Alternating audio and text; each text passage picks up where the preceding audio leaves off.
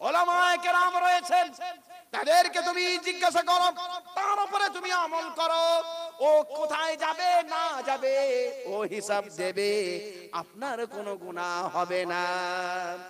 ওলামা যদি ঠিক বলে তবুও আপনার ঠিক, ওলামা যদি ভুল বলে তবুও আপনার ঠিক। আলেম কি হবে না হবে আপনার জন্য কিছু নয়। কথা বুঝতে পারছেন? পারেননি? কোথায় লেখা আছে? বুখারী শরীফের ভিতরে লেখা আছে, বুখারীর ভিতরে আপনি দেখে নিতে পারেন। সহিহ হাদিসের ভিতরে লেখা আছে, আল্লাহ রাসূল সাল্লাল্লাহু আলাইহি সাল্লাম বলেছেন, যখন আলেম যখন ফতোয়া দেয় তখন তোমরা মেনে নাও। ও যদি ঠিক বলে ওর জন্য ডবল সওয়াব দিয়ে দেয়া হবে। ঠিক বললে ডবল সওয়াব কেন? একবার ও মেহনত করেছে আর একবার ঠিক হয়েছে, এই জন্য ডবল সওয়াব দেয়া হবে। আর আলেম যদি ভুল ফতোয়া দিয়ে দেয় তোমার কোনো গুনাহ নাই, তোমার জন্য কিন্তু পথ ক্লিয়ার। বলবেন না সুবহানাল্লাহ? আলেমের তবে কি হবে? জি, আলেমের কি হবে বলেন? আলেম ভুল করেছে কি হবে? আলেম যদি ও চিন্তা ভাবনা করেছেন নতুন সমস্যার জন্য ঠিক না বলে বেঠিক যদি বলে দেয়, আল্লাহর রাসূল বুখারী শরীফের ভিতরে বলেছেন তবুও তাকে একখানা সওয়াব দেয়া হবে। বলুন সুবহানাল্লাহ। ঠিক করলে ডবল, করলে একখানা। গুনাহ বলে আলেমের কিছু নাই। বলুন সুবহানাল্লাহ। সাধারণ মানুষ আপনার জন্য ওই একটাই, ঠিক করলেও একটা, বেঠিক করলেও একটাই। আর ওর জন্য ঠিক করলে দুটো, বেঠিক করলে একটা। রাওয়াহুল বুখারী। কোথায় লেখা আছে ওটা? বুখারী শরীফে লেখা আছে। বুঝতে পারলেন না? যদি না বুঝতে পারেন তবে আসুন চলেন। একটা লোক অসুস্থ, একটা লোক অসুস্থ, হাসপাতালে গিয়েছে, ডাক্তার নেই। একটা লোক বলছে আমি নেট ঘেটে ঘেটে ওর অপারেশন করব। সে কি করেছে? নেট চালিয়ে দিয়ে কিভাবে অপারেশন করা যায় নেট ঘাটে আর অপারেশন করে। এরকম করে করে কি করেছে? ঠিক করে দিয়েছে, অপারেশনটা ঠিক করে দিয়েছে। কি করে? নেট ঘেটে। তারপরে ভালো হয়ে যাওয়ার পরেতে তাকে এবারে লোক আর ডাক্তাররা ঘিরে ধরেছে, এই বেয়াদব কোথাকার, তুই অপারেশন করলি কেন? বলে আমি ঠিক করেছি। ঠিক করলি বা যদি মরে যেত? বলবে না? বলবে না? বলেন কি বলবে? ঠিক করলেও তাকে বলবে বেয়াদব, যদি মরে যেত কি হতো রে? তাকে দেবে, কারণ সে ডাক্তার নয়, সে ডাক্তার নয়, সে নেট ঘেটে অপারেশন করেছে। সঠিক করলেও তাকে বলা হবে বেয়াদব কোথাকার, যদি মরে যেত কি হতো? তাকে ধমক।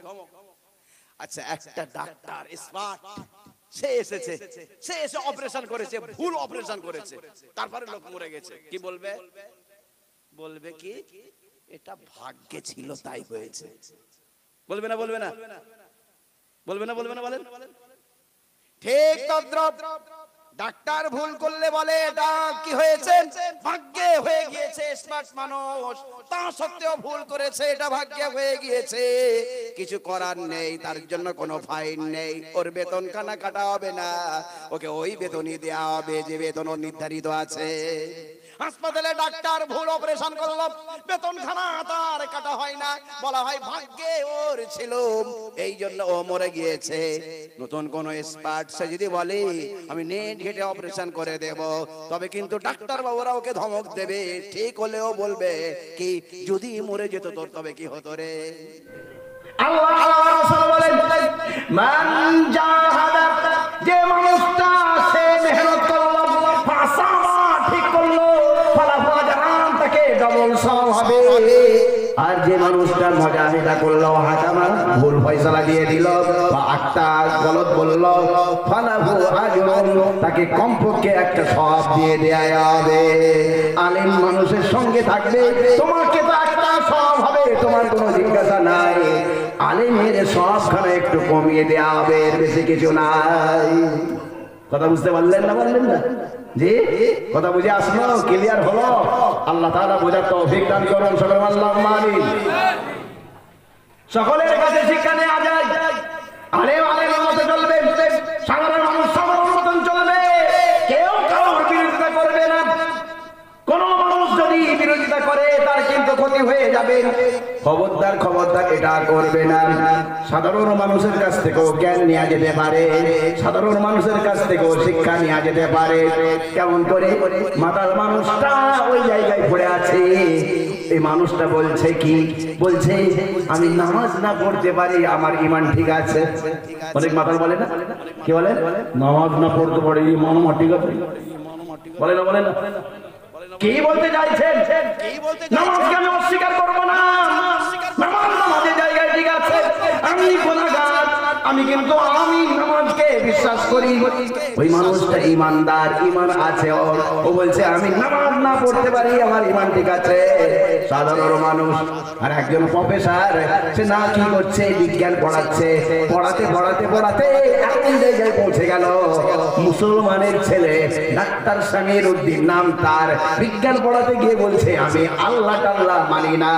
জিজ্ঞাসা করছি এই প্রফেসরটা ঈমান থাকবে না যাবে? বলেন বলেন কি হবে? ঈমান খারাপ হয়ে যাবে। খবরদার, আপনি বিরাট বড় ডাক্তার, বিরাট বড় মাস্টার, বিরাট বড় অ্যাডভোকেট, বিরাট বড় বৈজ্ঞানিক, আপনার সম্মান আছে। আমার ছেলেগুলোকে বেকার করবেন না। এগুলো ছিল কি ভালো ছেলে, এদেরকে আপনি ঈমান শিক্ষা দিতেন। সে জায়গায় আপনি কি শিক্ষা দিলেন? আপনি বললেন আল্লাহ টাল্লাহ আমি কিছু মানি না। ওই যে মাতালটা বলছে কি হাসতে হাসতে ঈমান যাবে, কাঁদলে পাবে না। হাসতে হাসতে ঈমান তোমার চলে গেল, কাঁদবে না, তুমি পাবে না। যে প্রফেসর মানুষ, তাকে পড়ানোর জন্য পাঠানো হয়েছে, তাকে আমি সম্মান করি। আপনি হলেন ডাক্তার, আপনি হলেন মাস্টার, আমার ছেলেগুলোকে অঙ্ক পড়ান, শিক্ষা দিন। আপনাকে ধন্যবাদ জানাবো, সাধুবাদ জানাবো, থ্যাংক ইউ জানাবো, ধন্যবাদ জানাবো।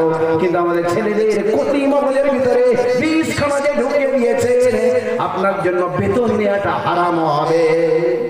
বেতনটা কার? বেতন কার? জনগণের।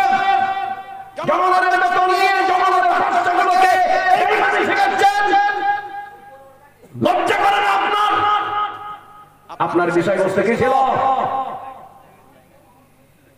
আপনার বিষয় ছিল জৈবিক, আপনার বিষয় ছিল গুণ, আপনার বিষয় ছিল ব্যাকরণ, আপনার বিষয় ছিল সায়েন্স।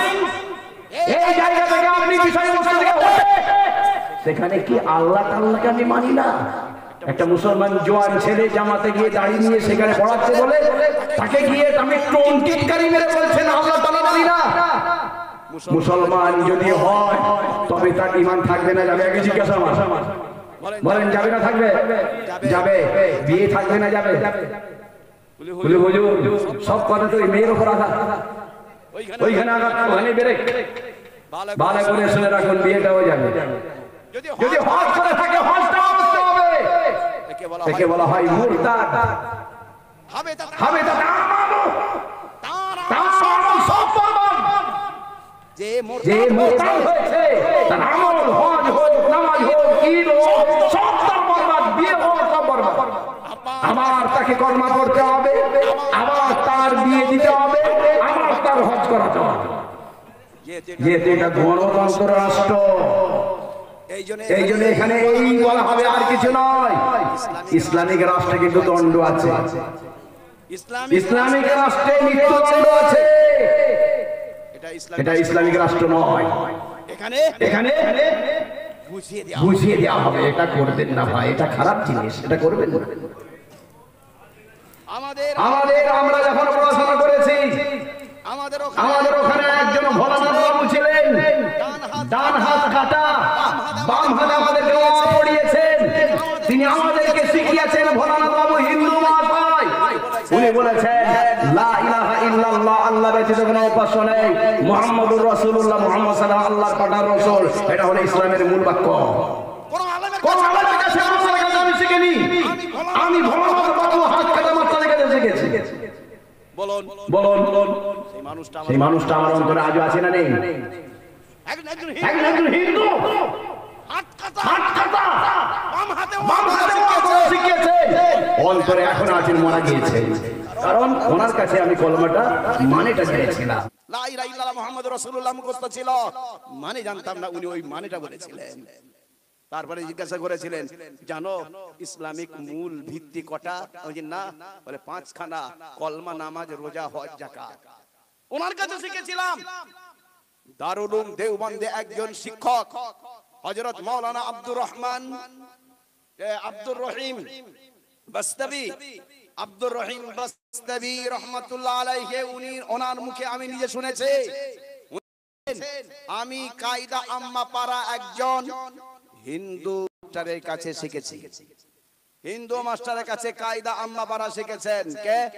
দারুল উলুম দেওবন্দের একজন শিক্ষক, যার নাম হযরত আব্দুর রহিম বাস্তাবি রহমাতুল্লাহ আলাইহি। হিংসা ছিল না। ওই রকম হিন্দু মাস্টারকে আমি ধন্যবাদ জি, মুসলমান সে মাস্টার হয়ে গিয়ে মুসলিম ছেলেদেরকে বলছে আমি আল্লাহ টাল্লাহ মানি না। নাউজুবিল্লাহ মিন জালিক। আল্লাহ তাআলা ওদেরকে হেফাজত করুন, বলে আল্লাহুম্মা আমিন। ডাক্তারখানায় যেতাম, সেখানে উপরে লেখা থাকতো আমি কেবল চিকিৎসক। আরোগ্যদাতা নয়, আরোগ্যদাতা তিনি, আসল মালিক সবার হয়। এটা উনি সাইন বোর্ডে উপরে লিখে দিয়েছিলেন, আমি কেবলমাত্র চিকিৎসক, আমি কিন্তু কি সেবা দেনেওয়ালা নয়, আমি আরোগ্যদাতা নয়। আরোগ্যদাতা আসলে যিনি, তিনি হলেন মালিক। আজকে একজন বড় ডাক্তার বিশ্ব স্বাস্থ্য সংস্থার, তার কাছে গিয়েছে, সে বলছে আমি হলাম ভগবান, আমার কাছে আসবি। তুই তো কারি করে কথা বলে, বুঝলেন? তুই তো কারি করে কথা বলে বড় বড় লোককে, আর বলছে আমি ভগবান। বলুন, ওর কাছে ওষুধ খাওয়ার থেকে মরে যাবে, ঠিক না বেঠিক? তুই বড় ডাক্তার, তুই তবে মরবি কেন বল? তোর থেকে বড় ডাক্তার গুলো মরেছে কেন বল? তুই যেমন তুই তো কারি করে বলছিস, আমি তুই তো কারি করে বলছি, তোর ভাষাতেই বলছি, কারণ আমার ভাষায় তুই বুঝবি না, এই জন্য তোর ভাষাতেই বলছি। তোর বাপ কেন মারা গেল, তুই কেন মারা যাবি বল? বড় ডাক্তার তো, বড় ডাক্তার আল্লাহ, তিনি সেবা দেন, তিনি হলেন তাবিব, তুমি চিকিৎসক মাত্র। তখন ডাক্তার ছিল, তাদের কথা শুনতাম, তাদের কথা দেখতাম, তাদের কথা পড়তাম, তারা মারা গিয়েছে, আজও তারা অন্তরে আছে। আর এই সমস্ত শিক্ষিত, শিক্ষিত নয়, শিক্ষিত বাঁদর। এরকম অনেক মূর্খ লোক অনেক ভালো আছে, যারা কি করে, যারা বলে কি হাসতে হাসতে ঈমান যাবে, কাঁদলে পাবে না। আমি মাতাল হতে পারি, কিন্তু নামাজ না পড়তে পারি, কিন্তু আমি মুমিন মুসলমান বলে দাবি করি। আল্লাহ তাআলা আমাদেরকে বোঝার তৌফিক দান করুন। সকলে বলেন আল্লাহুম্মা আমিন। আল্লাহ তাআলা আমাদেরকে বোঝার তৌফিক দান করুন। সকলে বলেন আল্লাহুম্মা আমিন। যদি না আমরা বুঝি, তবে কিন্তু আল্লাহর মার আছে। আল্লাহ তাআলা আমাদেরকে বোঝার তৌফিক দান করুন। সকলে বলেন আল্লাহুম্মা। বলেছিলাম, আবার বলছি, ইমামে আজম আবু হানিফা রাহমাতুল্লাহ আলাইহি বের হয়েছেন, রাত্রে পানি হয়েছে, কাদা হয়ে গিয়েছেন। একজন মাতালকে দেখছেন, তিনি কি করছেন, পা টলাচ্ছেন। এবারে কাঁচি মারছে, মনে হয় পড়ে যাবেন। আবু হানিফা রাহমাতুল্লাহ আলাইহি বলছেন, ও মাতাল, পাটা সামাল, পড়ে যাবি যে। মাতালটা তখন বলেন, ইমামে আজম ভালো করে শুনুন, আমি পড়ে গেলে আমি একাই পড়ব, আপনি যেন পড়ে যান না। আপনি পড়ে গেলে পুরো উম্মত পড়ে যাবে। ব্যাপারখানা কি? আমি পড়লে আমার শরীর খানা পড়বে, আপনি পড়ে গেলে জ্ঞান থেকে যদি আপনি ভুল ফতোয়া দিয়ে দেন, তবে কিন্তু গোটা উম্মত খানা নষ্ট হয়ে যাবে। ভুল ফতোয়া আপনি কাউকে দেবেন না। আমি বলেছি শরীর পড়ার, আর ও আমাকে বলে দিয়েছে জ্ঞান পড়ার। খবরদার, তুমি জ্ঞান থেকে সরবে না। কি শিক্ষাই তিনি দিয়ে গিয়েছেন, ভালো করে দেখে নিতে পারেন। উনি বলছেন, শিক্ষা যেখানে আমি পাবো, সেই জায়গাতে শিখে নেব। যদি সে কুকুর চড়ায়, ছাগল চড়ায়, তবুও আমি কুকুরটা কবে বালেগ হয় জানার জন্য একজন কুকুর চড়ানোর আমি ছাত্র পর্যন্ত হয়ে যাই। সবার কাছে আমি তার কাছে শিক্ষা অর্জন করি, কারোর কাছে আমি অশিক্ষা অর্জন করি না। সকলের কাছ থেকে শিক্ষা অর্জন করতে হবে, কারণ মুমিনের সম্পদ হলো শিক্ষা। হারানো সম্পদ যেখান থেকে পাবে সেখান থেকে কুড়িয়ে নেবে। আলেমের কাছ থেকে যাও, ডাক্তার কাছে যাও, মাস্টারের কাছে যাও, উকিলের কাছে যাও, সকলের কাছে যাও, সুশিক্ষাটা নাও, অপরকে সুশিক্ষা দাও। এটাই জন্য বক্তব্য, এটার জন্যই মাদ্রাসা, এটার জন্যই ওলামা, এরই জন্য এই দুনিয়া আছে, কিয়ামত পর্যন্ত ইনশাআল্লাহ বাকি থাকে। বলো ইনশাআল্লাহ। ঈমান আমার মহামূল্যবান, খেলাই ফেলাই নষ্ট আমি করব না। খবরদার খবরদার, ঈমান নিয়ে আমি ঠাট্টা বিদ্রুপ করব না। ঈমান যে আমার বড় মহামূল্যবান, এই ঈমানটা নিয়ে আমি খেলা করব না। খবরদার খবরদার, এটা নিয়ে ঠাট্টা আমি করব না। যদি আমি ঠাট্টা করি তবে কিন্তু আমার সব শেষ হয়ে যাবে, কেউ আমাকে বাঁচাতে পারবে না। নবী বাঁচাতে পারবেন না। হযরত ইব্রাহিম আলাইহিস সালাম তিনি তার আব্বাকে বাঁচাতে পারেননি। হযরত ইব্রাহিম আলাইহিস সালাম কিয়ামতের ময়দানে তার আব্বাকে দেখতে পেয়ে যাবেন। হযরত ইব্রাহিম আলাইহিস সালাম বলবেন, আব্বা জান, আমি বলেছিলাম আমার নাফরমানি আপনি করবেন না। বাপ আজর বলবে, বেটা রে, আজ আর তোর কোনো নাফরমানি আমি করব না। বলুন ওই জায়গাতে এবারে তওবা করে কি লাভ হবে? মরণে পরে তওবা করলে কিছু লাভ হবে? জি, মরণে পরে তওবা করলে কোনো লাভ নেই। টিকিট কাটেনি, রেলে উঠেছে, টিটি ধরে ফেলেছে, তখন বলছে কি এবার আমি টিকিট কাটবো। বলুন তখন টিকিট কাটলে আর হবে? আগেই তো টিকিট কাটতে হবে। মরণ হয়ে যাচ্ছে, তখন তওবা করলে কোনো কাজ নেই। লা ইয়াকবালুল্লাহুল ঈমানা ইনদাল গরগরা, গড়গড়ানির সময় আল্লাহ তাআলা ঈমান কবুল করবেন না। হযরত ইব্রাহিম আলাইহিস সালাম বলবে, আল্লাহ আল্লাহ, আমার আব্বা বলছে এখন মানবো, কিন্তু হয়তো মানেনি। কিন্তু আল্লাহ, তোমার সঙ্গে আমার ওয়াদা হয়ে গিয়েছিল, লা তুখজিনি ইয়াউমা ইউবাসুন, যখন মানুষকে তোলা হবে তখন আমাকে অসম্মান করবে না আল্লাহ। এখন এর থেকে বড় অসম্মান কি? আমার আব্বাকে তো ধরে ফেলা হয়েছে, জাহান্নামে ঢুকিয়ে দেয়া হবে, এর থেকে বড় অসম্মান আর কি হতে পারে? এ আল্লাহ, আমার আব্বাকে জাহান্নামে দেয়া হবে সকলের সামনে, এটা আমার অসম্মান হচ্ছে। আল্লাহ তাআলা বলবেন, ইন্নী হারামতু, আমি আল্লাহ তাআলা হারাম করে দিয়েছি আল জান্নাত আলাল কাফির, কাফেরদের জন্য আমি জান্নাতকে হারাম করে দিয়েছি। এই জন্য তোমার যদি মনে হয় যে তোমার বাপকে আমি জাহান্নামে দিচ্ছি, তোমার অসম্মান হচ্ছে, তো আমারও ব্যবস্থা আছে, ব্যবস্থা করলে সব ঠিক হয়ে যায়। ব্যবস্থা আছে, বোঝানোর জন্য ব্যবস্থা নেই। বউ বড় লোকের, স্বামী গরিব লোক, বলছে কি শাড়িটা ৫,০০০ টাকার হতে হবে, তা নাহলে আমার মন ভরবে না। অত টাকা নেই, কি আর করবে? দোকানদারকে বলছে এই শাড়িটা কত দাম? বলে ১,০০০ টাকা। বলে একটা এতে স্টাম্প মেরে দাও ৫,০০০ টাকা। লাইন নেই, আবার লাইন সব জায়গাতে আছে, লাইন ঠিক ওখানে হবে। ইব্রাহিম আলাইহিস সালাম বলবেন, আল্লাহ, আমার আব্বা তো বলছে আজকে আমি নাফরমানি করব না, আর তুমি বলেছো আমাকে অসম্মান তুমি করবে না। আজকে আমার বাপকে এখন জাহান্নামে দেয়া হচ্ছে, এটা তো আমার কাছে বড় অসম্মান। আল্লাহ তাআলা বলবেন, ঠিক আছে, ব্যবস্থা আমি করছি। সঙ্গে সঙ্গে ইব্রাহিম আলাইহিস সালামের আব্বার তার সুরাতখানাকে বিগড়ে দেয়া হবে, জন্তু জানোয়ারের মতো করে দেয়া হবে। আল্লাহ তাআলা বলবেন, দেখো তোমার পায়ের দিকে। উনি পায়ের দিকে দেখবেন, দেখবেন তার আব্বা অন্য সকলে, উনি আর বুঝতে পারবেন না, বলবেন এটা জন্তু জানোয়ার, জন্তু জানোয়ার করে দেয়া হবে। খবরদার খবরদার, জন্তু জানোয়ার যেন না হয়ে যায়। আল্লাহ তাআলা আমাকে দিয়েছে ইসলাম, আমাকে দিয়েছে ঈমান, আমাকে দিয়েছে মানবতা। মানুষ সবথেকে ঊর্ধ্বে, এই মানুষ সবথেকে নিম্নে। আল্লাহ তাআলা বলে দিয়েছেন, আমি মানুষকে দিয়েছি সবথেকে উঁচু স্থানখানা আমি দিয়েছি, একেই আমি আবার নিচে করে দিয়েছি। অতএব মানুষ যদি তুমি মানুষ হও তবে ফেরেশতার ঊর্ধ্বে হয়ে যাবে, মানুষ যদি তুমি জন্তু জানোয়ার হয়ে যাও তবে তুমি একেবারে জন্তু জানোয়ারের থেকে নিচে নেমে যাবে। আমি আল্লাহ তাআলা করেছি কি, লাকাদ খলাকনাল ইনসান, মানুষকে তৈরি করেছি ফি আহসানি তাকবীম, উত্তম সাথে, সুম্মা রাদাদনাহু আসফালা সাফিলিন, একে আমি আবার নিচে করে দিয়েছি। অতএব এই ঊর্ধ্বে, এই আবার নিচে। এই জন্য কবি তিনি তার ভাষায় বলেছেন, কোথায় স্বর্গ কোথায় নরক কে বলে তা বহুদূর, মানব মাঝে স্বর্গ নরক, মাঝে মাঝে সুর অসুর।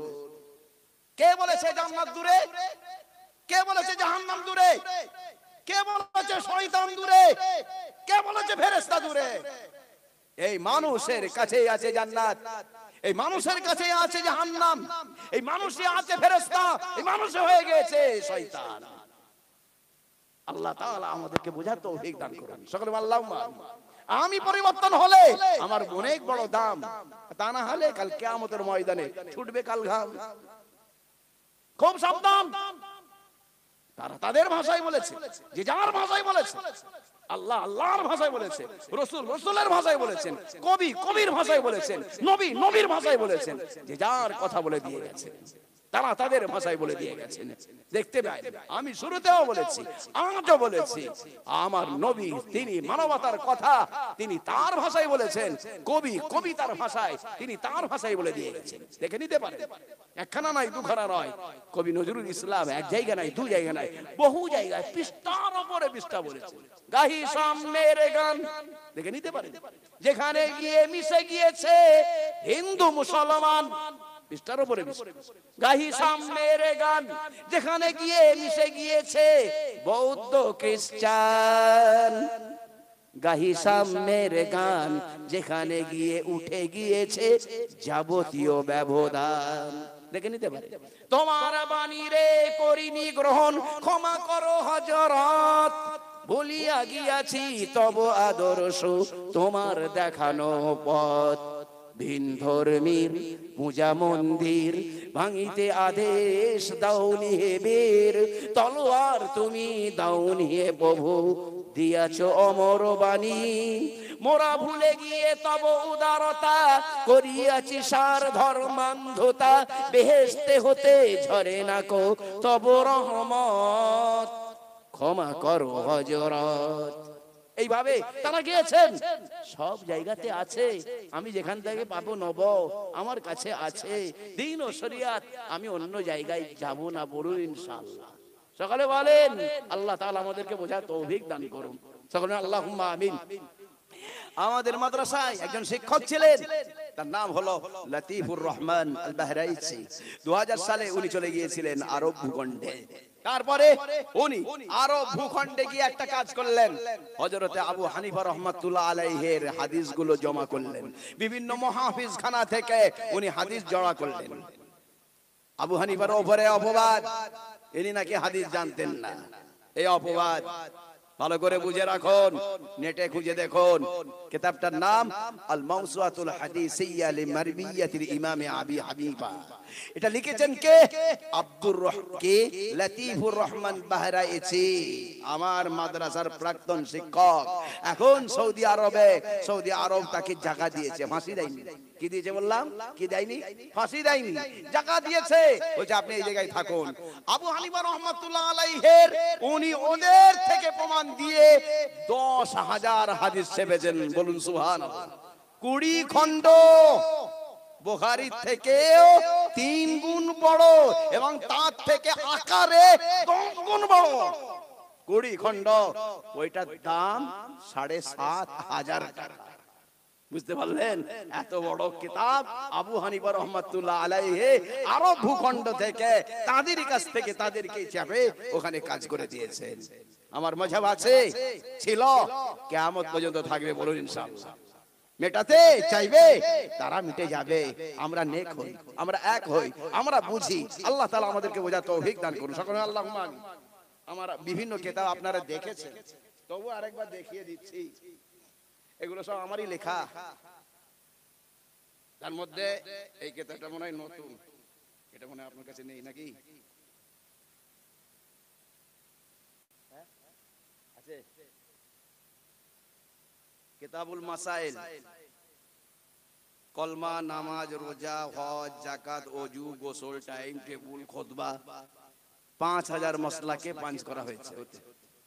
ম্যাজিক কিতাব, 5000 মশলা। আপনি দোয়া দরুদ ওতেই পাবেন, খুঁজুন, ওতে 30 পৃষ্ঠা শুধু সূচিপত্র আছে, 2 পৃষ্ঠা বিষয়বস্তু আর 30 পৃষ্ঠা প্রশ্ন, 5000 মশলা ওতে ঢোকানো আছে। 20-25 খানা কিতাব নিয়ে ঘুরতে হবে না, প্রত্যেকটা কথা রেফারেন্স আছে। আর এগুলো তো দেখেছেন, কিতাবুল ঈমান, তাবলীগের পরিচয়, মানবতার পরিচয়, পরকালের পরিচয়, এগুলো তো দেখেছেন। আছে, কেউ যদি নিতে চান নিতে পারবেন। এটা একটু দাম বেশি, এগুলো 50 টাকা করে, 5 খানা কিতাব 150 খানা, 150 টাকা। আর ওটা একটাই 150 টাকা। আরেকটা কিতাব লেখার জন্য আলেমরা বলছে হুজুর আপনার প্রত্যেকটা কথায় রেফারেন্স থাকে, প্রত্যেকটা আপনার কিতাব পড়েছি তাতে রেফারেন্স আছে, হাওয়ালা আছে, এইজন্য একটা হাদিসের কিতাব লিখুন, মাযহাবে হানাফিয়ার উপরে একটা হাদিসের কিতাব লিখুন আমাকে বলছে বিভিন্ন আলেমরা। তো তাতে আমি জড়ো করছি, এবছর আর হবে না, সামনে রমজান এসে যাচ্ছে, অনেক দায়িত্ব আছে, আগামীতে দোয়া করেন যেন ওটাও আপনাদেরকে সেবায় দিতে পারি। 40টা বিষয়ের উপরে 400 হাদিস আর 1000 হাওয়ালা দিয়ে সেটাকে আরবিতে আর বাংলায় ছাপানোর চেষ্টা করছি, দোয়া করেন ওটা। এটা যদি আপনি রাখেন, পৃথিবীর উল্টে পিঠে যদি চলে যান, আপনার যে কোনো মশলা, হজ হোক, ওযু হোক, গোসল হোক, এতে সব আপনি পেয়ে যাবেন, খুতবা টাইম টেবিল সব পেয়ে যাবেন। আপনাদের ইমামের কাছে এক কানা আমি হাদিয়া দিলাম, তারপর আপনাদের যদি দরকার হয় তবে এটাকে আপনারা গ্রহণ করতে পারেন। আল্লাহ তাআলা সকলকে দিনের খেদমত করা তৌফিক দান করুন, সকলে বলেন আল্লাহুম্মা আমিন। ইসলাম নিয়ে থাকার চলা তৌফিক দান করুন, সকলে বলেন আল্লাহুম্মা আমিন। ঈমান নিয়ে মরা তৌফিক দান করুন, সকলে বলেন আল্লাহুম্মা আমিন। দুটো পার হয়ে গিয়েছে, আপনাদের ইমাম সাহেব খানিকটা বলে তারপরে দোয়া করে দেবেন, তারপরে আসি সালামের উত্তর চাই। জি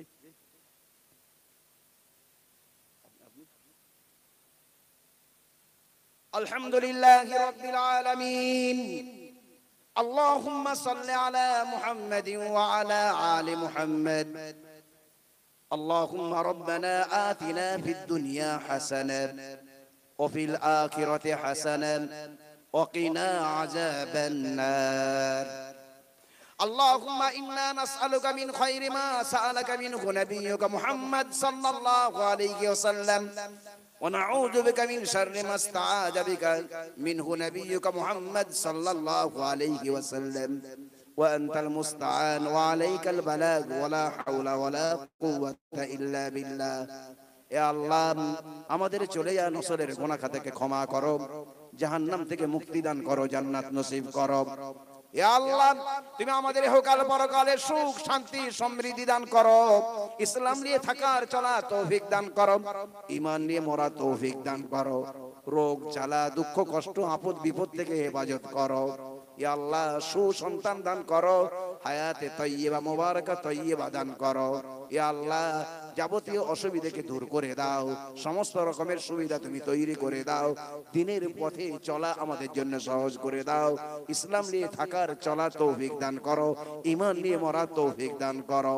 জলসা কমিটিকে কবুল করো, শ্রোতা বক্তাকে কবুল করো, এলাকাকে তুমি কবুল করো, সারা দুনিয়ার মানুষকে হেদায়েত দান করো, সারা পৃথিবীতে তুমি শান্তি দান করো, অশান্তি থেকে তুমি আমাদেরকে হেফাজত করো, আমাদের বৈধ মনস্কামনাকে কবুল করো, আমাদের জায়েজ মাকাসিদকে পরিপূর্ণ করে দাও। যাকে পছন্দ করো তার ওসিলায় আমাদের দোয়াকে কবুল করো, তোমার রহম করমে আমাদের দোয়াকে কবুল করো, রাসূলুল্লাহ সাল্লাল্লাহু আলাইহি সাল্লামের ওসিলায় আমাদের দোয়াকে কবুল করে নাও। রব্বানা তাকাব্বাল মিন্না ইন্নাকা আনতাস সামিউল আলিম ওয়া তুব আলাইনা ইন্নাকা আনতাত তাওয়াবুর রহিম। সুবহান রাব্বিকা রাব্বিল ইজ্জাতি আম্মা ইয়াসিফুন ওয়া সালামুন আলাল মুরসালিন ওয়ালহামদুলিল্লাহি রাব্বিল আলামিন।